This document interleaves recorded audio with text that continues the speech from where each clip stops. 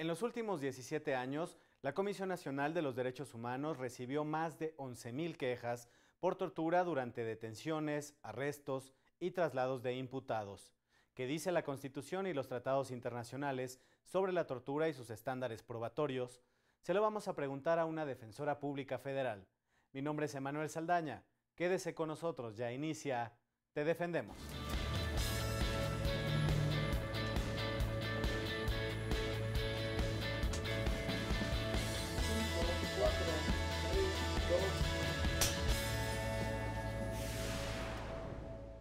Hoy nos acompaña en el estudio la licenciada Alma Rosa Hernández Cárdenas, defensora pública federal. Bienvenida. Gracias, Emanuel, por la invitación.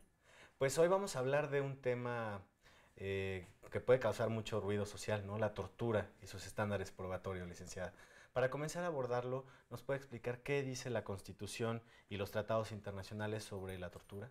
Claro, este acto, bueno, pues finalmente, a pesar de la década ya que vivimos, sigue siendo una práctica común hacia la gente que es señalada en la comisión por haber cometido algún delito. La Constitución, en su artículo 20, apartado B, fracción segunda, prohíbe desde luego que se lleve a cabo este tipo de actuaciones en contra de cualquier imputado, al establecer literalmente que queda prohibido toda intimidación, toda coacción y desde luego la tortura, y será motivo de una sanción. No solamente nuestra Carta Magna establece o prohíbe estos actos de tortura, sino también tratados internacionales, como son la Declaración Universal de los Derechos Humanos, el Pacto Internacional de Derechos Civiles y Políticos y desde luego la Convención contra la Tortura. Finalmente, el propósito es de que también los ordenamientos secundarios vayan estableciendo cuáles son los derechos de los imputados.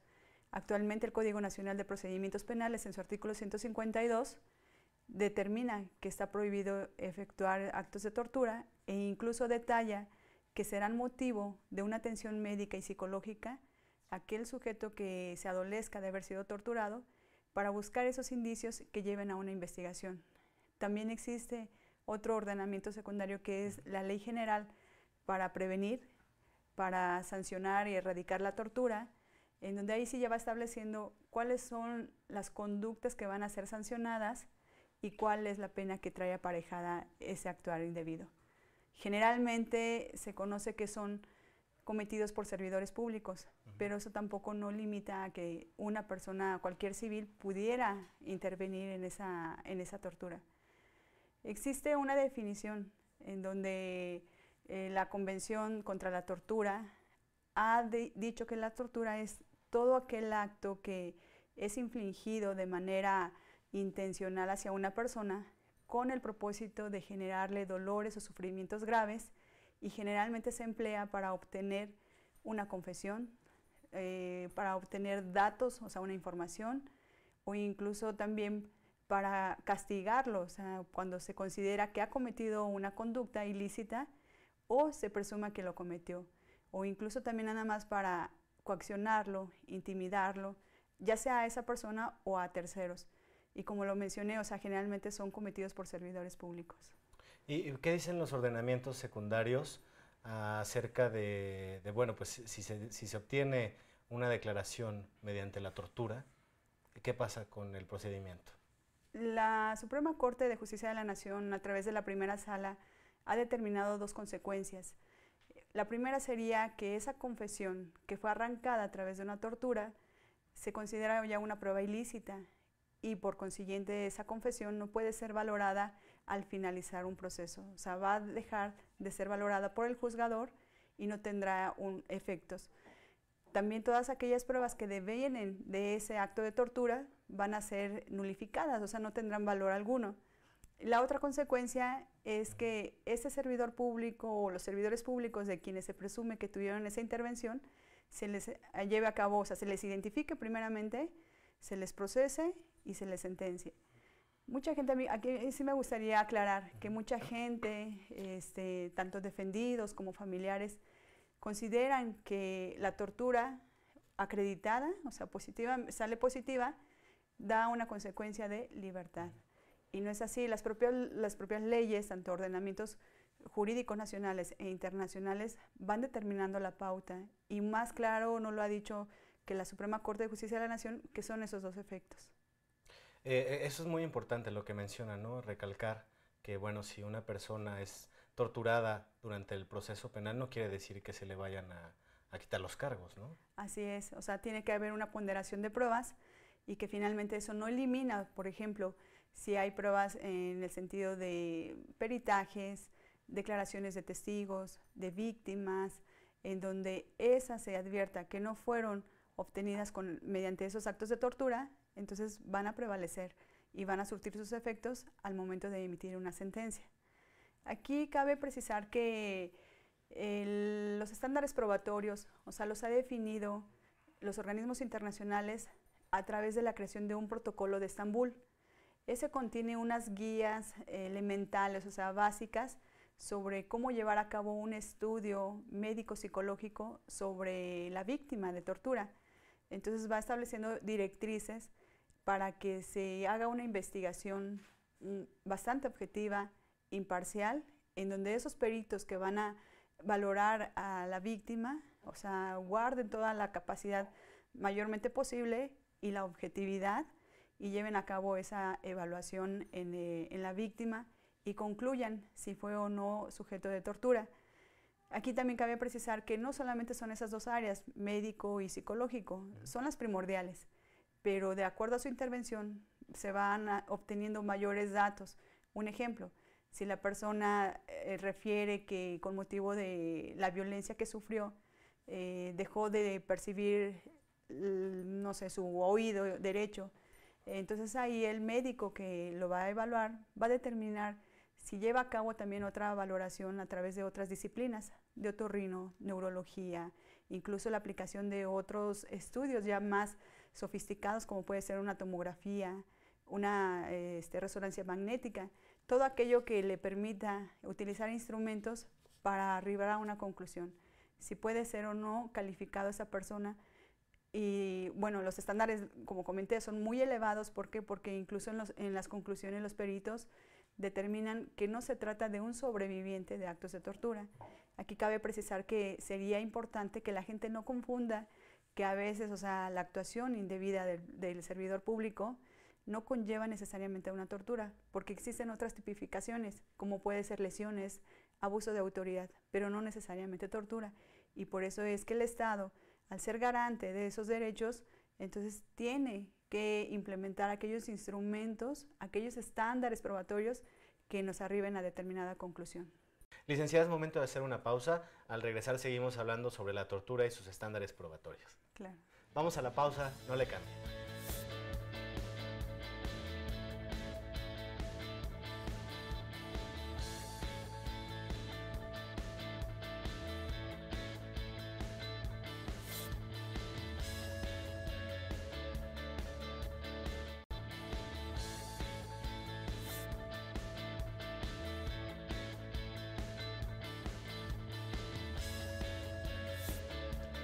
Ya estamos de regreso, seguimos conversando con la licenciada Alma Rosa Hernández Cárdenas, defensora pública federal, acerca de la tortura y sus estándares probatorios. Licenciada, pues bueno, ahora díganos cómo se investigan esos actos de tortura y a qué autoridad le corresponde esta investigación. Bueno, puede ser iniciarse su investigación desde la etapa inicial, que es cuando está a disposición del Ministerio Público la víctima, o incluso a través del órgano jurisdiccional, ya cuando propiamente se le está entablando un proceso. Y va a depender mucho de cuando la víctima manifieste que fue objeto de tortura, y ahí se determinará entonces cuál es la autoridad que puede comenzar esa investigación. Nada más. O sea, el órgano jurisdiccional pudiera decirse, bueno, es que ellos no están facultados para una investigación. Lo hace a través del Ministerio Público. Cuando da vista, o sea, advierte que la víctima se adolece, o el procesado, el imputado, el probable responsable se adolece de haber sido torturado, entonces dará vista al Ministerio Público para que se inicie la investigación correspondiente y hasta su conclusión. Y en su experiencia, en la experiencia del Instituto Federal de Defensoría Pública, ¿cuáles son los métodos de tortura más registrados en México? Pues el estándar probatorio es muy bajo, perdón, no el estándar probatorio, sino los resultados son muy bajos. Aquí generalmente la gente, al momento de que manifiesta que fue torturado, entonces empieza a decir, bueno, se manifiesta golpes, choques eléctricos. Los instrumentos internacionales o las investigaciones que se han hecho por organismos no gubernamentales ha determinado que los más comunes son suspensión del cuerpo humano, o sea, a través del cuello, a través de alguna extremidad, por ejemplo, también la colocación de bolsas en la cabeza, o el sumergimiento, o sea, asfixia, sumergimiento de la cabeza en agua, o la introducción de agua a través de la nariz. Incluso también el no darles de comer o mantenerlos encerrados en celdas con bajas temperaturas. Son varias las formas o los métodos de tortura que se han llegado a identificar, pero en mi práctica yo pudiera citar un caso muy particular en donde una persona recibió un aplastamiento en su extremidad inferior con motivo de que los aprensores sobre él, o sea, empezaron a montarse en esa extremidad al grado de que le generaron ese aplastamiento, requirió incluso intervenciones quirúrgicas y que hasta la actualidad estamos en vísperas de la realización de otro protocolo de Estambul, porque uno que fue emitido por la Procuraduría General de la República salió negativo, pero se están haciendo las gestiones pertinentes para que intervengan peritos de otra institución y que de alguna forma se garantice más esa imparcialidad. Y bueno, ya que menciona este caso, pues lo que salta es enseguida la violación a los derechos humanos, ¿no? A los derechos del imputado. ¿Cuáles son los principales derechos que se violan cuando hay tortura? Pues la dignidad humana, digo que implica ese trato, pues como presunto inocente. Finalmente aquí la autoridad, generalmente quienes intervienen más en ese tipo de actos de tortura, pues son los que tienen un primer contacto, quienes son los policías. Entonces, ellos no son las facultades para determinar si esa persona amerita o no alguna sanción.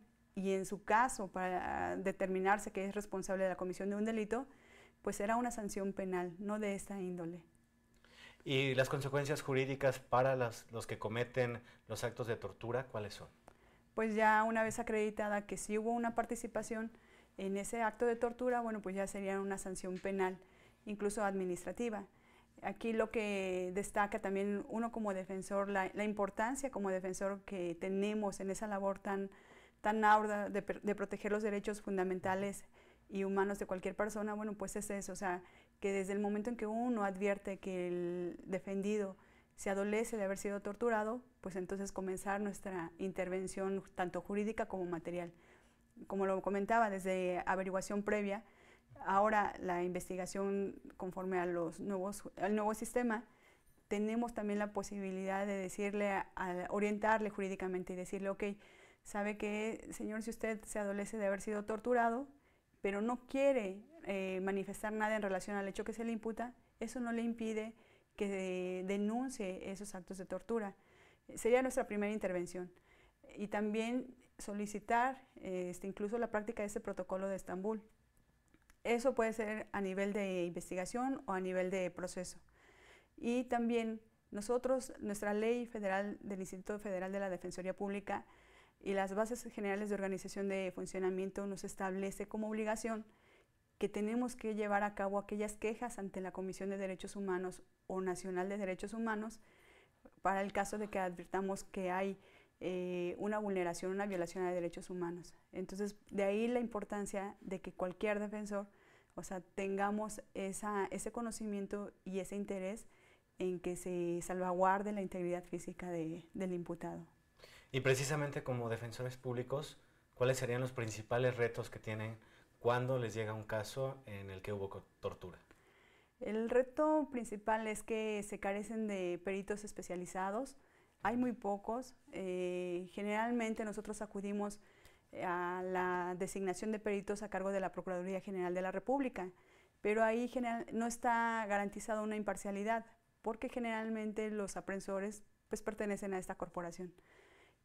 Pugnamos porque se dé intervención a peritos de la Procuraduría General de Justicia, de universidades, de aquellos entes que finalmente cuentan con estos especialistas, incluso el propio Consejo de la Judicatura Federal cuenta con una lista de peritos en esta materia de Protocolo de Estambul, e incluso el propio órgano jurisdiccional garantiza que se lleve a cabo su intervención cuando otras instituciones han negado el contar con peritos o ha tenido la carga de trabajo. También no es posible que se lleve a cabo su evaluación en un corto tiempo. Entonces el propio Consejo de la Judicatura Federal designa, o a través desde luego la gestión que se hace ante el órgano jurisdiccional, designan peritos en esta materia. Licenciada, es momento de ir a otra pausa, pero antes me gustaría invitarla a ver la sección Te Escuchamos. Aquí le preguntamos a la gente qué opina de que se usen métodos violentos para obtener una confesión. Claro. Vamos a verla y regresamos. Bueno, yo digo que sí, hablamos de que para sacar a mis hijos, pero no. Pues yo pienso que eso está mal, ¿no? O sea, no es lo correcto, lo que lo pudiera yo decir. Pues porque se están violando los derechos primeramente humanos hacia las personas, ¿no? Es lo esencial, que se está violando ese derecho, ¿no? O sea, nadie tiene derecho a hacerle daño a nadie por la fuerza. Bueno, la violencia nunca lleva a nada, por supuesto que la violencia no es buena, pero si el delincuente actúa violentamente, pues con esa moneda tiene que pagársele. No, eso está muy mal.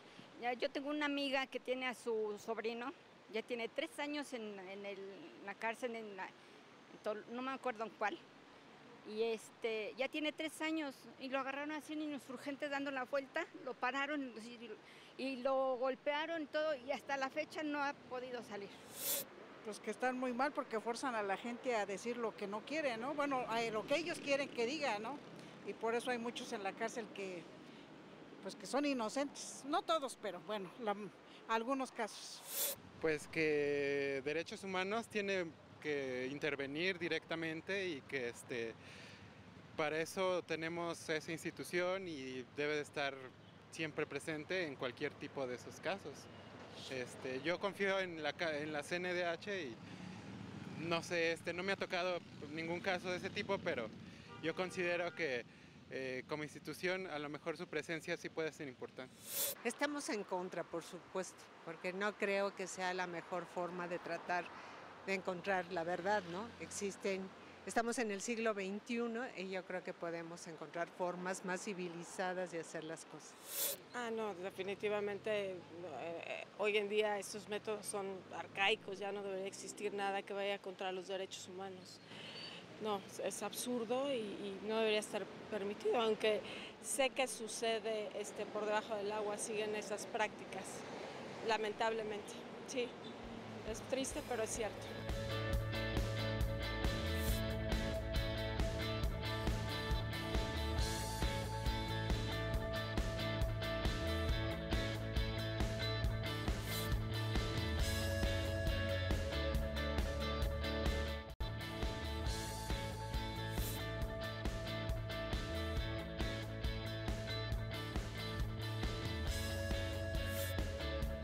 Ya estamos de vuelta y ya tenemos algunas llamadas del auditorio. En nuestra sección Te Respondemos. Vamos con la primera llamada. Es del señor Leobardo Vázquez. Él pregunta de qué manera el Estado debe asegurar que ninguna persona sea sometida a tortura. Pues aquí yo lo manejaría como medidas preventivas, en donde organismos internacionales han concluido que lo ideal sería que desde el primer momento en que se lleva a cabo la detención de una persona, se notifique a terceros, a familiares, en donde se haga del conocimiento bajo qué autoridad ya quedó en custodia y que será trasladado a determinada dependencia. Que haya una prueba objetiva, por ejemplo, que haya una grabación, de ser posible. A veces es imposible, ¿no? Claro. De acuerdo al hecho, eso va a determinar si es factible o no es factible. También se ha determinado que lo ideal sería que esta persona no esté a disposición tanto tiempo ante los agentes policiales porque se consideran que están vulnerables y que se lleve a cabo un registro debido sobre el momento, o sea, la hora en que se lleva a cabo la detención, la hora en que se lleva a cabo su traslado y la hora en que tiene primer contacto con alguna autoridad, sea Ministerio Público o sea un juez. También se ha determinado que sería ideal que se hagan visitas de manera, o sea, sin aviso previo a las autoridades, a los lugares donde se tienen detenidos, en donde organismos no gubernamentales tengan acceso libre para salvaguardar o vigilar que finalmente la persona que está ahí privada de su libertad se le están respetando sus derechos humanos, o sea, que sería en este caso la integridad física. Y de igual manera que el acceso a la defensa adecuada, o sea, que esto es parte de un debido proceso en donde el Estado garantice que si el imputado no designa un defensor de su elección, le designe uno el Estado y que finalmente comience a garantizar estas particularidades que le he comentado. ¿En qué sentido? De que se garantice de que si él tiene la necesidad de expresar que fue torturado, lo haga sin mayor temor y sin mayor prejuicio. Incluso también la Suprema Corte ha emitido un criterio jurisprudencial en donde dice que el imputado no requiere estar representado por un defensor para denunciar estos actos de tortura. Incluso quizás lo pueda hacer ante una persona de confianza, que actualmente ya la Constitución ya no permite emitir una declaración con persona de confianza. Pero si se va a pronunciar sobre que fue torturado, es válido, pero desde luego esa declaración no va a tener efectos a nivel de proceso, sino simplemente para el inicio de una investigación. Correcto. Vamos con la siguiente llamada. Es de la señora María del Pilar. Ella vive en Tizayuca, Hidalgo, y ella nos dice que su hijo tiene un proceso penal ante un juzgado de distrito con sede en Toluca, en donde se le atribuyen delitos de delincuencia organizada y secuestro. Ella nos dice que lleva privado de su libertad desde el año 2010 y a nivel de proceso nos dice que había sido torturado en su detención. Ella pregunta que si es posible, transcurrido tanto tiempo, se le atiende a dicha queja de tortura y si ella debe pagar por los peritajes que se deben practicar. De acuerdo al tiempo, no es un factor que impida llevar a cabo la investigación. El Estado se ha pronunciado en el sentido de que debe de hacerse una investigación de oficio y de manera imparcial. Entonces, cuando el juzgador advierta que hay esa situación de que el procesado, el imputado, el probable responsable se adolece de esa situación, debe de entonces de iniciarse dentro del propio proceso esa investigación a través de qué forma, a través del estudio del protocolo de Estambul.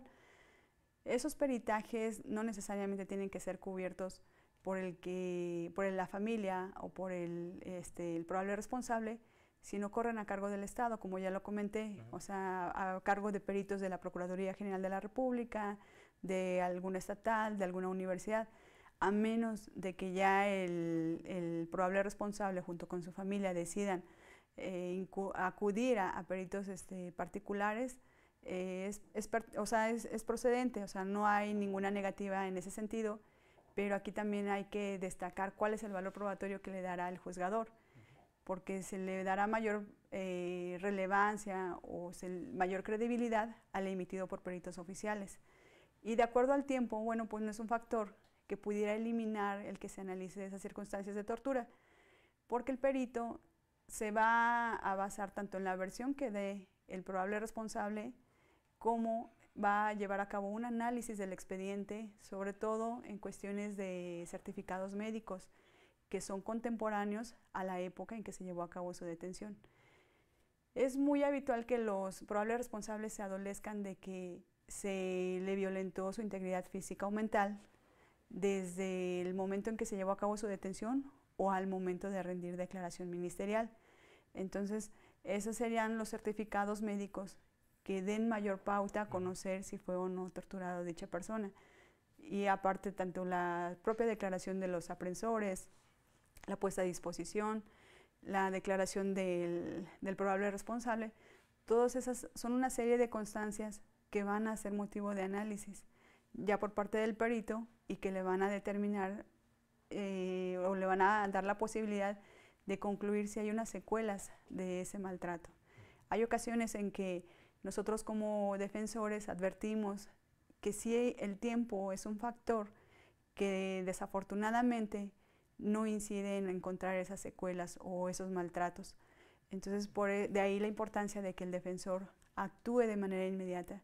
Yo considero que con la entrada del nuevo sistema de justicia penal adversarial, los juicios orales, esta parte va a ser mayormente garantizada, porque ya el acceso que se tiene del probable responsable a que el juez de control determine si hubo o no una vulneración en sus derechos fundamentales, bueno, va a dar la pauta a que los peritos intervengan de manera más pronta y no transcurrido un tiempo excesivo.